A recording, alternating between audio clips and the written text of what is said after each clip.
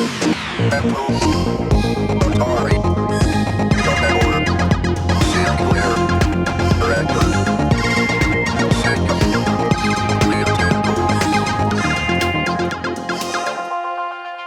everyone, and welcome back to another Retronaut video. So what are we going to do today? Well, in a previous video, we looked at the installation of the Dicke Olga accelerator for this machine, my Amiga 2000. Now, if you ever watched the history of my channel, my personal history videos, there's a series of about 10 videos where we go through my sort of computer history from the late 70s to, I suppose, 2000, something like that. Then you will have seen that around 1991, I came into the possession of an Amiga 1500, which is an Amiga 2000, which was rebadged. It was basically a cut-down version. And I think it was only available here in the UK. They took out the hard drive and they took out any sort of accelerators and they just sold it as a bare bones unit. Funnily enough, when I bought this machine, you can't see it, but on the back here it says 2FD. This is actually very much an Amiga 1500 because this was also an Amiga 2000 sold as a bare bones unit. Didn't have any extra drives in or anything like that. No hard drive, no accelerator. So when I got it, it was in not working condition and I had to get it working again. So why am I looking at this machine today? Well, because in that video where I showed off the Dicke Olga, the installation, the review and so on, I had a number of viewers that asked me what actually is in this machine because they saw some of the equipment. So in this video, if you're interested, I'm going to go over that. There's also a card called the Grand Slam, also known as the Trump Card Pro, had a number of different names. It's a SCSI adapter, and I'm going to evaluate in this video whether I'm actually going to put it in this machine. Because of the Dicke Olga, it has a lot of I/O options.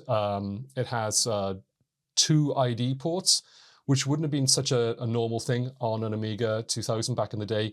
IDE started to be used on the Amigas with the Amiga 1200 and the 4000. So all of a sudden I have IDE ports in this machine, which means that I have different options in terms of storage.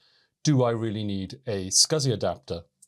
Now, one thing that goes in the favor of using a SCSI adapter is if you watch my video, and I'll link to this, where I show how to use a Blue SCSI V2.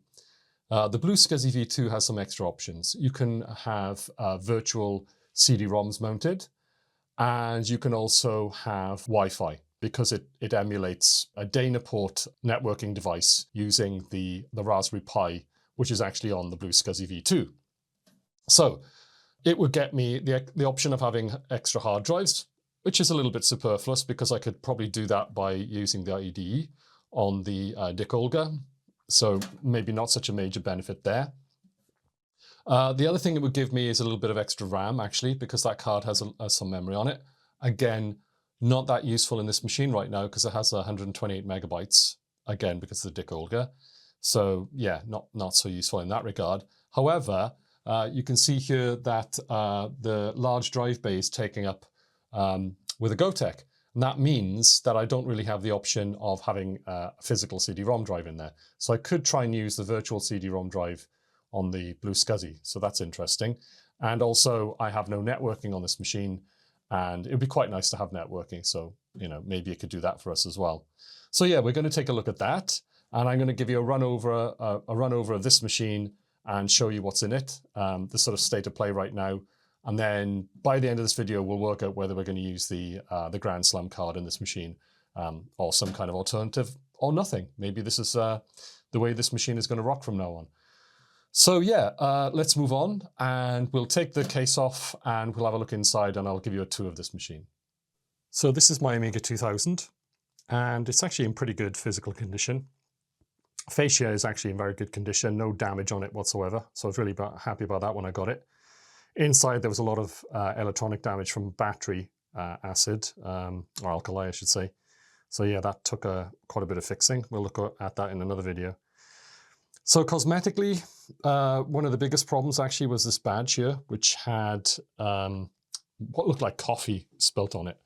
The reason why that was an issue is because Commodore cheaped out on this machine and they actually put a paper badge on it, which is not so great. If you look at the badges that they used to put on the Commodore 64, they were sort of metallic. So yeah, not quite sure why they did that. So I decided to splash out on this metallic badge. Doesn't look so great on camera, but actually looks nice on the machine. And I have a matching badge for the keyboard. Haven't actually used that yet, but I'll put that on the keyboard at some point. The power and LED lights are both working fine. Looking over here at the drive bays, we've got the, 5 1/4 inch drive bay there at the bottom, and it's got a Gotek in it. Managed to find a bracket to convert from the larger size to the smaller size floppy drives on eBay. Not quite the right color, unfortunately, but let's face it, what's the chances of finding one of these brackets, let alone in the exact mushroom color that I would actually need for this machine? Would actually work pretty much perfectly, I think, in an Amiga 4000. Anyway, that's working, the Gotek, and obviously that gives me the ability to load in AFD files, which is really good. Then we got the 2 original floppy drives. And originally in this machine, these were the only I/O you had, actually. Well, the only drives anyway. The drive on the left doesn't currently work. At least it won't read any disks. And the one on the right does work. So there's a reason why I haven't really bothered trying to get the left one working. And that's because that would require 3 floppy connections, which the machine doesn't have. So right now that disk is in there really as a blanking plate pretty much. As I said, it doesn't work. So at some point, I'll probably get it out and have a look at it and see what's wrong with it, see if we can fix it. But for now, there are sort of more important things to do. So yeah, that gives you everything you need in the front of the case. And then underneath here, we have the keyboard port, which I'll try and increase the exposure so you can see that. And next to it, you have the 2 joystick ports. Now, all of these ports are actually damaged by the alkali coming from the battery. And I do have brand new ports, but at the time when I did the repair, I was very, very inexperienced at doing electronic work. So I decided that removing, the main keyboard connector and the joystick port at that point in my sort of electronics career wasn't a good idea. I decided, like the brave Sir Robin, to run away and, or, beat a strategic retreat, come back later when I've learned a bit more and have a go at it. I'm feeling a bit more confident now. I think I actually have the skills to do that. So I think in the near future, I will come back to this machine, totally recap it, and also replace those damaged ports. So yeah, that's the front of the machine. I won't show you the ports at the back. What I think we'll do next is we'll take the case off and we'll have a look inside. There are 2 screws here on the back, and it's always quite difficult to tell the 2 apart. One of them actually holds the power supply in place and one holds the case on. It's actually the one which is closest to the expansion bracket where currently the Dicke Olga is plugged in. So I'm just going to undo that one. Yeah, that way I can see the case relaxing. They're quite chunky screws actually, quite short on the Amiga 2000. Right then, let's see if we can ease this off. Forward and then up. Inside the case, it actually has some foam. Not sure why that is, but that actually has to go behind this bracket. So that's why you have to push it forward first and do the reverse when you're putting it back on. I'll just be careful and put it down here out of the way. There we are. Okay, well, I think we'll start off by looking at the RGB to HDMI. So let's have a look at that now. Okay, so this is my RGB to HDMI.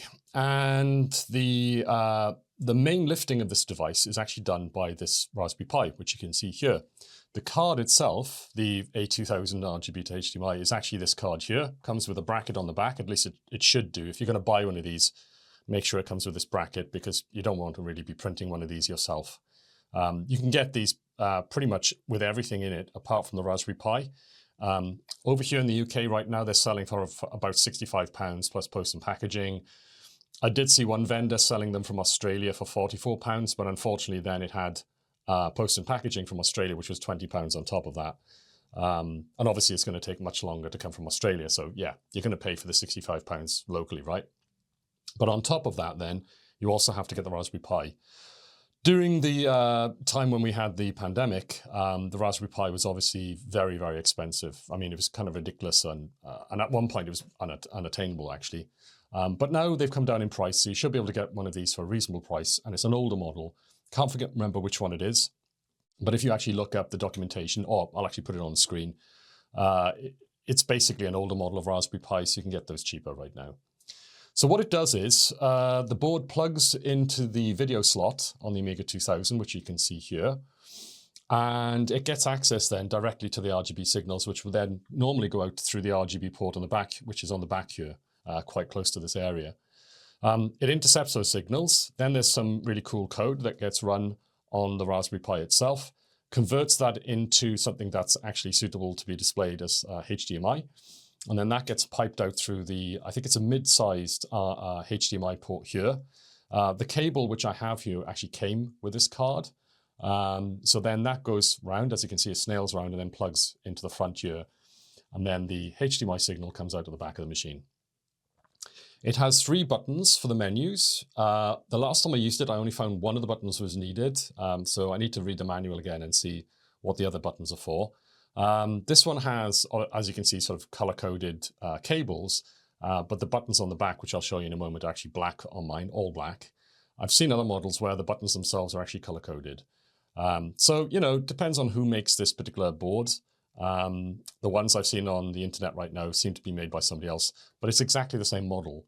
You could also get this made with by PCBWay yourself, and then you could have these all mounted as well if you wanted. You could basically order this complete from PCBWay if you wanted to, or you could order it in parts and then put it together yourself. Obviously, then you'd have to source these buttons and possibly this cable as well. I doubt if they would supply that. But once you've got that, then you could actually make it for yourself, 3D print one of these brackets, which I would imagine you can find these on Thingiverse, or make it yourself. It's not particularly complicated. So you could make this yourself if you wanted to. Possibly even order a batch of them from PCBWay, which would be cheaper than buying one. You know, it doesn't make sense actually to order just one. You would order probably a batch of them. And then you could obviously then sell those to your friends or give them to your friends, whatever. You could share the cost across a group of people. So it's a very cool project, I think.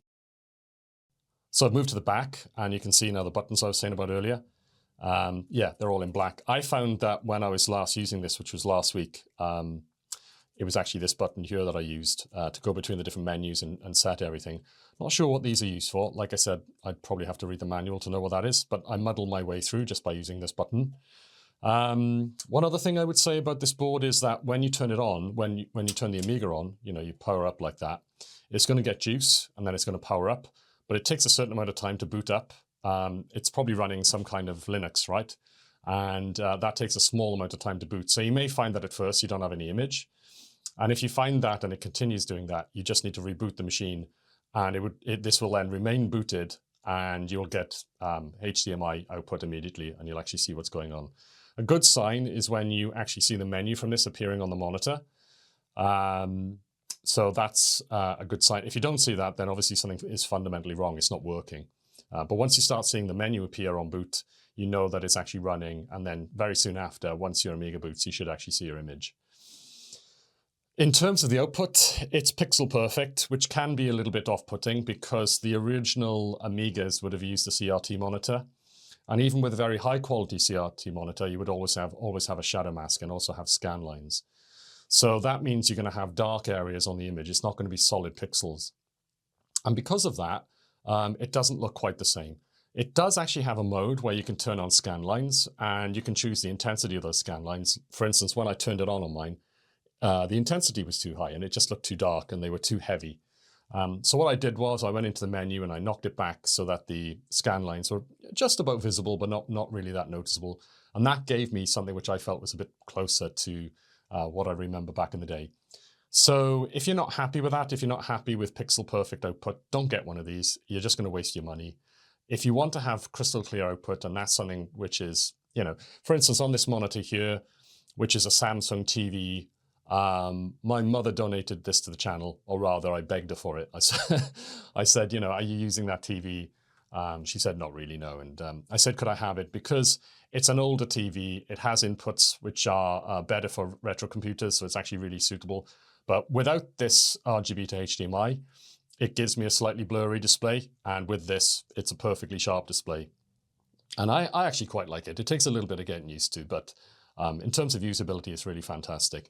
You're not going to get the sort of interlace flicker as well. You know, it reduces that to a large degree as well. Although it doesn't, I found it doesn't actually completely eliminate it, but it does make the image stable. But when the image is changing, you can get a bit of interlace flicker in high resolution modes, you know, high resolution interlace mode. And that's actually what I use for my desktop on my Amiga 2000. When the image is stable, it's fine. And when you go into games which don't use high resolution modes for a good reason, they're actually perfectly stable. The only other option other than this to try and get a better image would be a retargetable graphics card, and they're obviously much more expensive. You're talking about £300, whereas this is altogether about £100 to get this working. So if you're not looking for RTG, but you would like a stable image and very clear pixels, then this is the device to get. So yeah, that's the RGB to HDMI in my machine, and it is something I really like.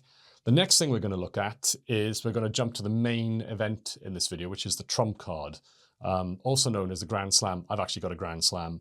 It was also known as the Trump Card Pro. There were different models of it.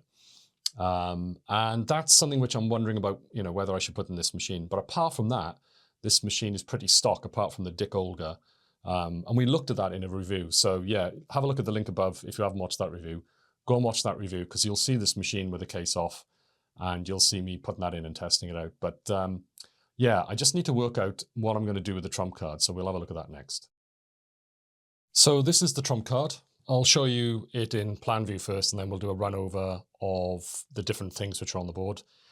It's a pretty standard device for the period. It's a SCSI adapter, SCSI 1, and therefore it will have a speed of about 2.5 megabytes a second. Apart from that, it is a fully featured SCSI adapter as far as I understand it. Let's have a look at the features now. We'll start off on the left. So on the left, you've got memory expansion. This card has been maxed out. Every one of those slots there are 8 of them, has a 1 megabyte SIM in it, as far as I can tell, because the machine has 8 megabytes extra RAM with this plugged in. Now in my Amiga 2000 right now, because it has 128 meg, which is coming from the Dicke Olga accelerator, I don't really need that RAM. It's going to be running slower, and I already have 128 meg. So that really isn't needed for me. Other people would obviously need that.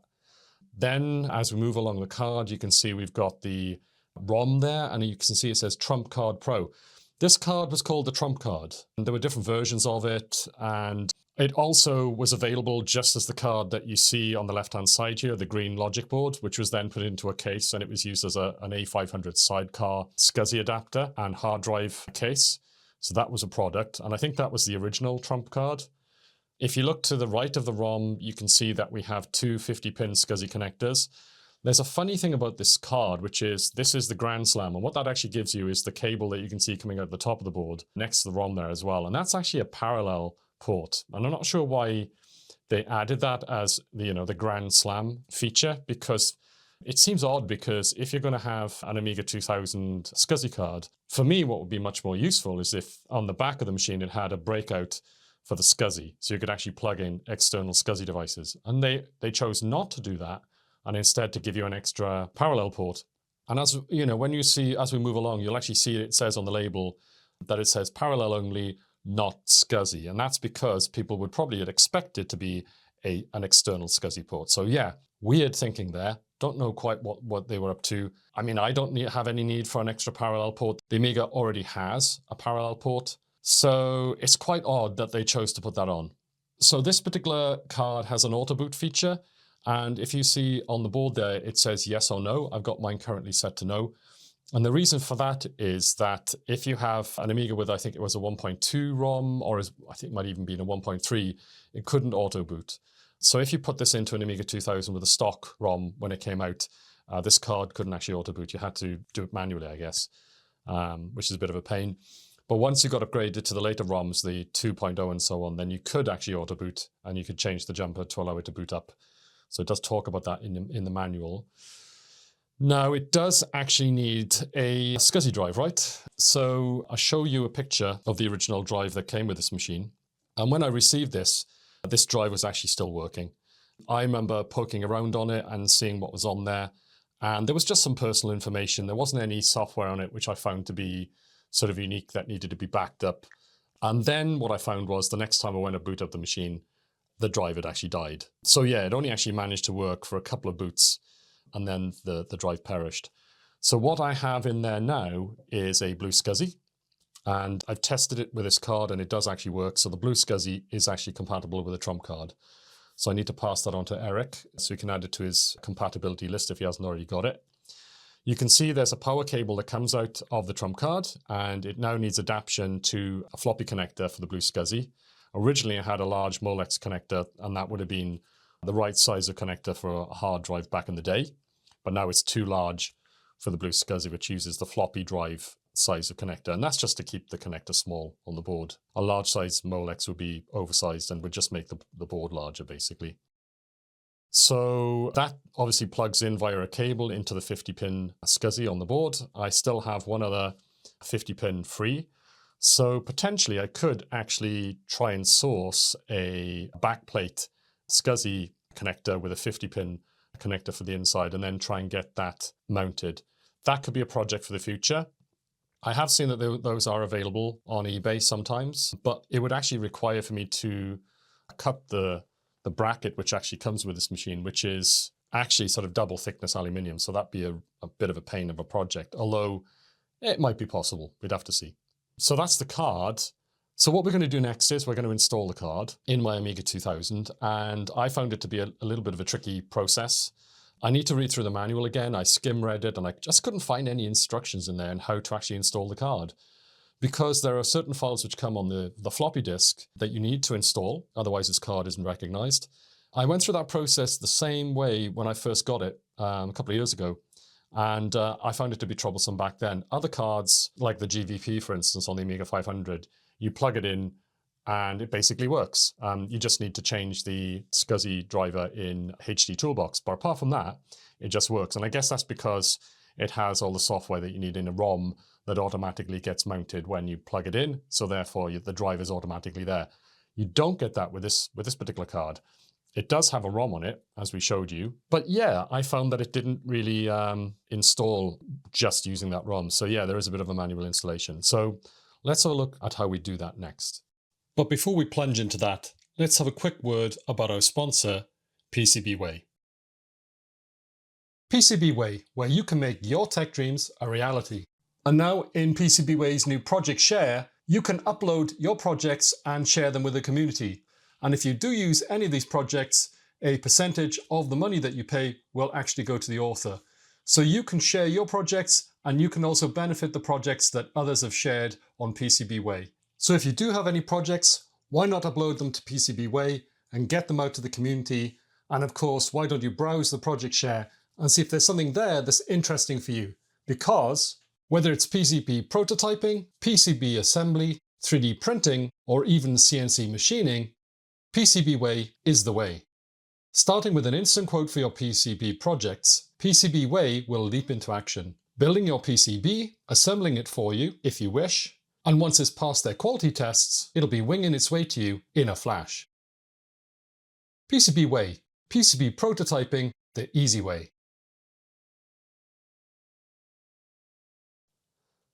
So the first thing we need to do is put it physically in the machine. I could skip this part, but just in case you don't have an Amiga 2000 and you've never done it before and you've got yourself a machine, let's do it. So firstly, I'm going to get the bracket aligned here. And at the front edge of the machine, there are slots which cards have to actually fit into. So I'm going to put the bracket of the board into that. I should say the board into that. Then I'm going to make sure that this bracket here goes over the edge, because it does get caught in this particular machine. Make sure the cables aren't snagged. I think it's basically resting in the slot now, but it's not actually pushed in. And to push it in, I'm just going to gently rock it back and forth until it should eventually pop in. There we go. Now on Amiga 4000, where the case actually goes this way, that can be a lot harder. But on this machine, it goes in pretty well. I'm not going to put the screw in, but obviously I would put the retaining screw in there. So that's the card in the machine. So what we need to do now is configure the software side of things. So let's get the machine booted up and we'll see how we do that. Okay, let's turn on the machine. Turn on the monitor. What you should see is the RGB to HDMI menu. There we are. gives you a readout of what it's actually doing. And without the Grand Slam trump card installed, it actually boots up quite quickly. There we are, just doing a bit of ROM business, and we're in. So the installation is actually quite simple. Having said that, to get to it was a nightmare because I've read through the manual, and I'll show you this. I found one page in the manual where it mentions device.device. And to get this to work on Workbench, you have to put a .device file somewhere. Wasn't quite sure where, but I know that a .device file has to go somewhere. And that's because if you want to use HD Toolbox, you must give a device, a .device, to Workbench so it can actually address the drive and mount it and so on and so forth. So there was a lot of trial and error because the manual didn't actually tell me what to do. So I'll share with you what I actually came up with, and it turned out to be really simple in the end. But as I said, it was a bit torturous because there are quite a lot of files. So to get it actually working, you need to get the installation disk. And in here, I've actually got the installation disks. These are various versions of it. I actually found that for my version of the card, the 2.0F version worked. I do have a newer version, which I actually thought this card would use, but it turned out it wasn't compatible with it. So I had to drop back to this version. And by compatible, I mean that no matter what I did, it would just crash. So it looks like this is actually the version that I need to use. And if you look in here, this is actually a floppy drive. Normally it would boot off this, and it would have, for instance, the devs folder with various files in it. So you've got all these different files in the devs folder. That is why it was so hard to work out how to install it, because I had all these files and I wasn't quite sure where they all went. But as I said, by trial and error, I found that it was actually pretty simple in the end. But even now, I'm not quite certain if this is a complete solution or if you might need some other files to actually make it work fully. So I've actually copied the files out of this floppy drive and I've put them in here into an expansion folder and a devs folder. Because if you actually look in here, do you see you've got an expansion folder here? And in there, it's got this IVS SCSI Pro device. And I thought that was a device driver, which would normally go in the devs folder, but it doesn't. And then in the devs folder, as I showed you earlier, you actually do have a bunch of devices. There we are. You've got SCSI Pro device, and then you've got a driver, and then you've got drives and another driver. So yeah, quite a lot of different files. As these said driver, I thought that these went into the DOS drivers folder inside devs. Doesn't look like it needs them actually, and I would also guess that this needs to go into the devs folder, it being the device file, but I found that you don't seem to really need that, so I'll just demo that now. So yeah, in here is actually got the expansion file, and if you look in Workbench, you should find you have an expansion folder, and it's as simple as actually putting this file into that folder. So I'm just going to drag that in there, and if we look in there, you should find we have that file. What I'm going to do now is just do the reset, and we're going to reset Workbench and let it reboot. And if that's worked, the reboot will actually be quite slow. And this is one of the issues I found. I'm not sure if it's to do with the blue SCSI or the SCSI bus in general, but I find that once you get a SCSI device involved, the boot process seems to take longer. And if you actually, I'm not sure if you can see it on camera, but the blue SCSI boot LED is actually flickering. And that shows that there's quite a lot of activity going on the blue SCSI device. And then when that goes out, the boot continues as it is now. So that indicates that it's working, and it is. You can see there that I've got the two hard drives. They're called SCSI 1 and SCSI 2 that I've actually set up on this blue SCSI on the SD card. Now, I won't go into how I did that. There is another video that shows you that in quite a lot of detail. I'll link to that so you can go off and actually watch that video if you need to find out how to do that. But I will show you how you would normally access the drive to format it and so on. And well, not format it, but to actually set up the partition, set up the drive and so on. So if you have a look here in Tools, you can see you've got the original HD Toolbox utility, and you've also got a copy of it here called, well, with a postfix of Grand Slam. If I click on that and I go into its information, you'll see that if you go into Icon, you set up the device driver it's going to use, and you can see I've set up to use IVS SCSI Pro.device. Now you would expect that .device to be in the devices folder, but it's not. It's in the expansion folder. So it looks like the expansion file not only acts as an extension to actually mount the drives, but it also actually gives you that device driver as well. So that gets set up on boot. So if we run this file now, it's going to try and find the drives, and it should actually find that drive. There it is. It's a Quantum Blue SCSI Pico. It's not really a Quantum drive, it's just saying that it is. But it is actually a blue SCSI drive. And if we go to the partitions tool, I'm not going to repartition it. That would actually damage those drives. You can see that these two partitions have been set up already. One is DH4, the other one is DH5. And yeah, this has already been done before this video was started. Now, do those drives work? Yes, they do. They're fully functional, and I'll just demo that now by copying a file onto there and actually using it. So what we'll do is we'll open up SCSI 1, we'll open up games. In here, I've got a Sims folder, which is where I keep my copy of Frontier, which is a nice demo game, you know. So we'll copy that, we'll drag it into SCSI 1, and the activity light is going on both devices, the SCSI and the IDE. And there we are, it's copied across. If we open it up, there's Frontier, and if I double click on it, it will run it. So there we are, we'll just wait for it to start, and then I'll just quit out of it. There we go, Frontier is running fine. So yeah, it works perfectly fine as a SCSI hard drive. Having done this, I then decided to try and push the envelope a bit and use the extra features of the Blue SCSI to get more use out of the card, because the truth of the matter is, I probably don't really need another hard drive in this machine because I've already got the NVMe on the Dicke Olga. So watch the review for that. It's 128 gigabytes. It's a lot of space. That's more space than I'll ever need for this Amiga. So really, having two more drives is a little bit superfluous. It would be useful if I could take out the SD card, which is actually plugged into the Blue SCSI. But to do that, I would have to use an extension. I do actually have an extension, but I don't have a bracket for it. So it would have to just sort of dangle out of the machine like a tail. And that's okay, you know, it could do that. It could dangle out the back of the machine. But of course, if you store the machine, it's likely to get damaged. It's not a perfect solution, is it? But what I do have is a spare compact flash drive from my Amiga 4000, because originally I was going to use that compact flash in that machine, and I did. But later, I got the Z3 Fastlane card, and yeah, you can watch a video on that if you like. And I found that that was a great solution for SCSI on the machine. Incredibly fast, like 10 megabytes a second. I think it's the fastest hard drive solution I've actually seen for the Amiga 4000. Fantastic, great. So I don't need that compact flash card anymore, so I can put it in here. I have an ID port on the Dicke Olga, the secondary channel, so it's not going to conflict with the boot drive. I can plug it in there, and then I can use that as my external drive for transferring files, you know, large files onto this machine.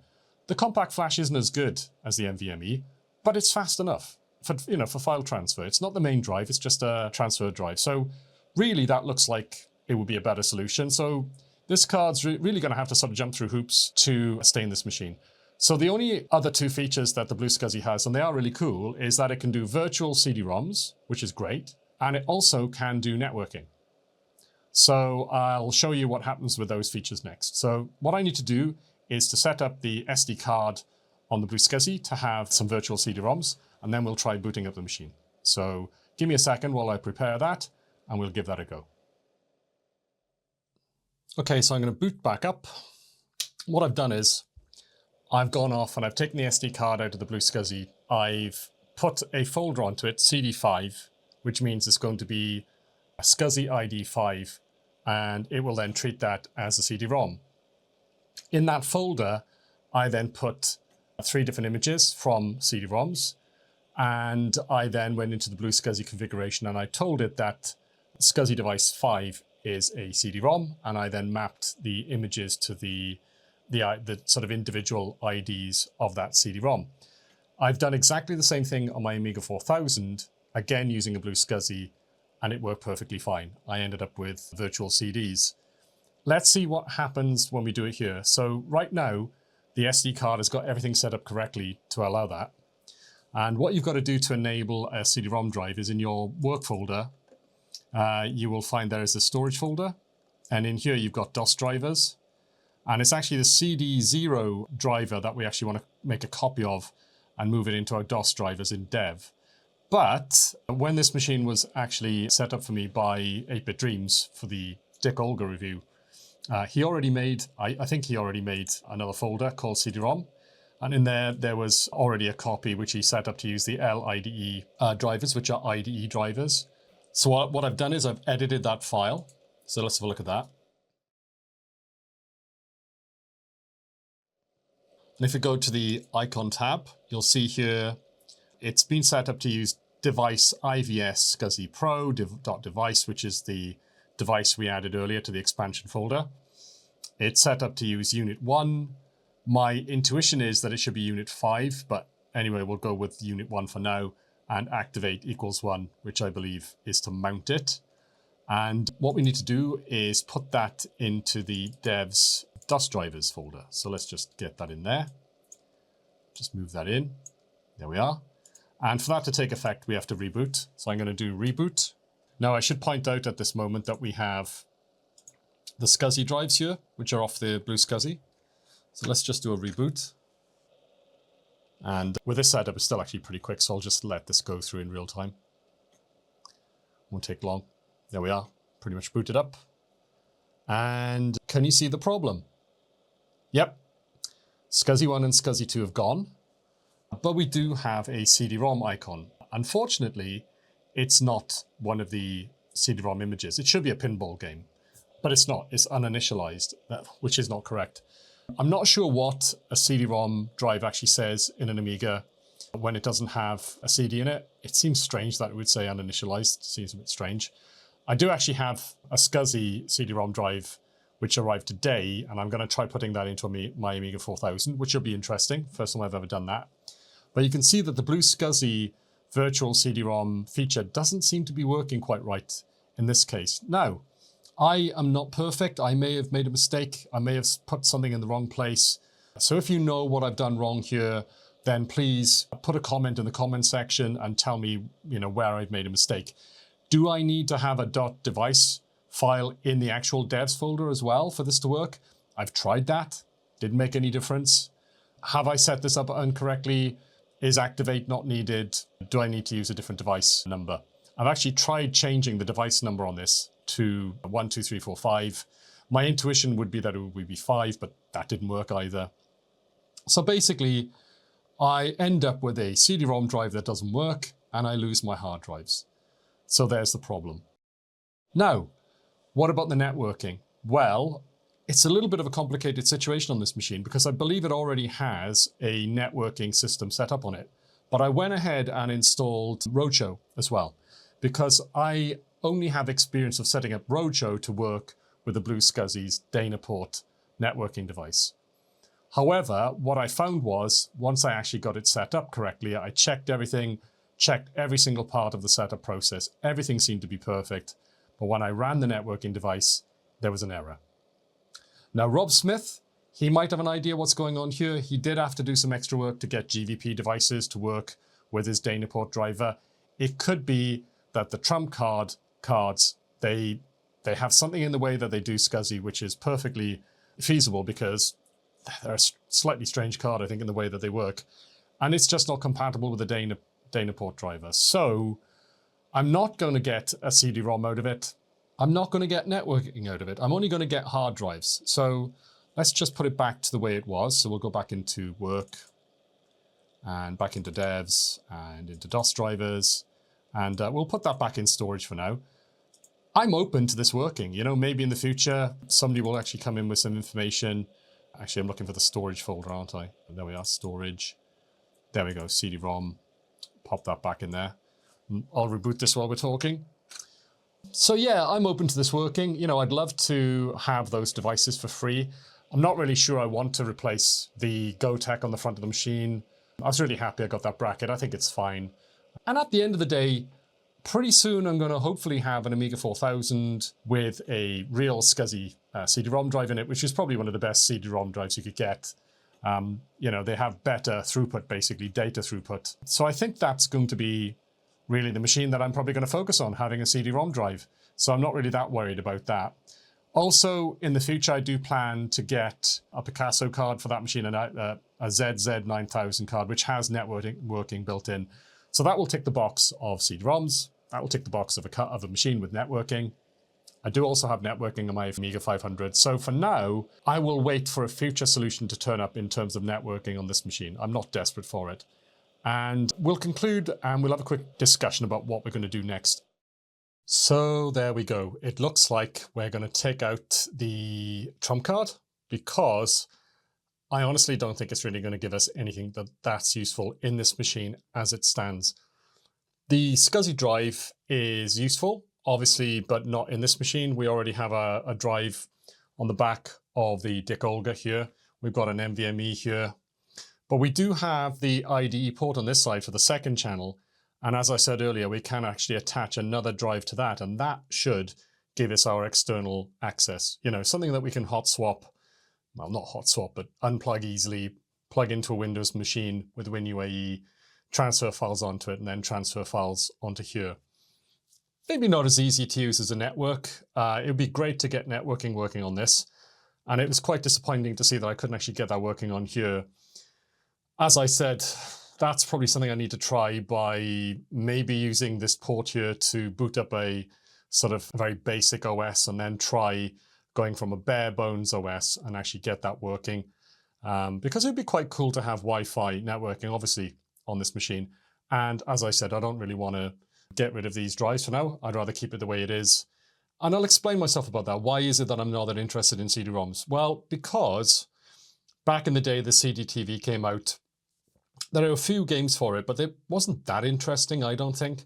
And then the CD32 came out, and there were games for that as well. But I think mostly they were pretty much shovelware. What I mean by that is they were still the same games, you know, AGA games, which are great, you know, better graphics, but they sometimes had a cutscene if you were lucky, and very often they didn't even have that. Like the CD-ROMs, for instance, which I was testing this with, the images for those were only 7 megabytes. You know, it is 650 megabytes, so actually quite tiny. So anyway, let's get this card out. And we'll put in this solution, which is the compact flash to IDE that was originally going to go in my Amiga 4000. So we're going to put that in here. That's going to give us our easy access to put files onto it. So I'm just going to rock this. Hopefully I can get it out from this angle. Yeah, there we go. So there's the trump card. And I was very lucky to get this in the Amiga 2000. So it's kind of disappointing that I can't make use of it.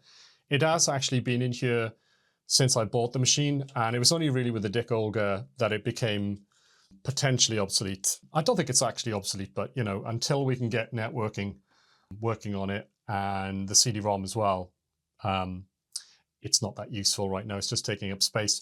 If you do know how to get, especially the CD-ROM working, if there's something that I missed there, please do write in the comments and I'll put my hand up and say, yeah, I got that wrong. So we need to plug this in here. One thing I would say is a little bit of a criticism of the Dicke Olga is that, but it's to do with the fact that the processor slot is so close to the power supply, is that this ID port here is very, very close to the power supply. And it actually, when you put a cable in, red stripe on the left as far as I remember it, this one isn't actually keyed, and I've used a keyed cable to actually work out which way around this should be. So it should actually be like this. It's quite difficult to put in because it's so close to here. And I actually found the other day that it actually popped out when I put the case on because it's actually so close to the top of the case. But, you know, they had a hard choice there, what you're going to do, because I suppose you could have put it here, maybe, but there's probably reasons why they didn't do that. And then that would obviously made it a bit easier to get it in this area. But anyway, like I said, minor criticism. We need one of these, well, in this case, it's a splitter. I should probably just get a single one for here until I actually need a splitter. But I do need a single floppy power connector, so I need to put it on here. So I'm just going to connect that up. Just make sure I've done that properly. And the first thing I'm going to do is I'm just going to boot up the machine without trying to put it back in, because obviously we just need to make sure it's working. We've got the compact flash card in there, which eventually we'll be able to take that out at the back of the machine. So I'll plug that back in. We'll turn it on, and I'll turn on the monitor. Now you might find it a little bit difficult to see what's on the monitor here. So So let it just boot up. Should be quite quick because we don't have any other devices plugged in apart from this. There we are. So let me try and turn this a little bit more towards you. You might be able to see it a bit more easily then. There we go. So can you see there on the screen? CF1 and CF2. So those are the compact flash partitions on this hard drive. I think this is 16 gigabytes. So they're actually quite big. I think they're like 8 gigabytes each. They would be, you know, if they're 2. Why do I have 2? I don't know. It's just a habit. I usually always break it up into different partitions. You know, you might want to have one named as games, one as apps or something like that. It could equally be 3, 4, whatever. But that's basically the solution we're going to go with on this machine. So what we'll do is we'll use a bit of the time here to put this back in. I'll turn this off and I'll just put this in position so we've got it actually not hanging out of the machine like this. So it's going to go over the top here. Obviously a lot of extra cable here. And where the Dicke Olga was, sorry, where the trump card was plugged in, it's left a space there. So we can just pop it in that space. I'll just put the screw back in. Just to hold in position.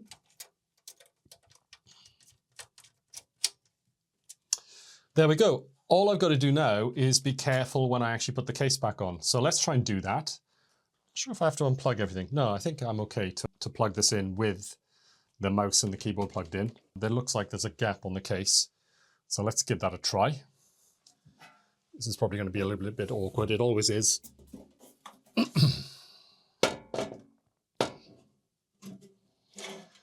So basically we have to get it over on both sides. It's starting to trap the cable here, so I need to put that in. There we go. And it's caught on one of the RGB to HDMI cables on the back. Let me get up and have a look around the front there. It feels like it's snagging on something. Maybe I just need to take those cables out. No, it's okay. I just didn't want to pull it back on, you know, and cause some kind of damage or something. There we go. It's just snagged on something.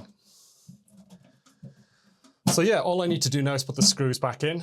Let's test if we've had an issue with that compact flash. I'll just turn it back on. Turn this to the camera again. And I think if this works, this is the way I'm going to leave it. We have a really good accelerator, very, very fast hard drive. And we now have the compact flash out the back of the machine, which means we can easily transfer files onto here. And then what I'll do is in the meantime, there you go, you see, it's done it again. It's pulled the cable out. So yeah, this is what I was talking about. A little bit awkward. So let me try and do that again.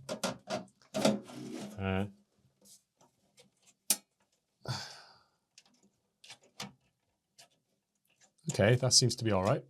Interesting. Yeah, looks okay.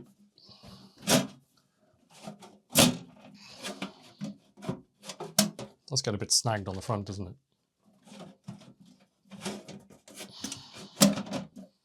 There we go. Let's try it again.